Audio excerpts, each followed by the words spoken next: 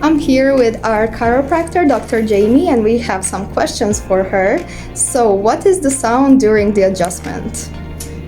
So the sound during an adjustment is called a cavitation, and what it is the rapid formation and then immediate release of air bubbles that pop within the synovial fluid of a joint. So when we quickly expand a joint surface, it can cause that sound to happen.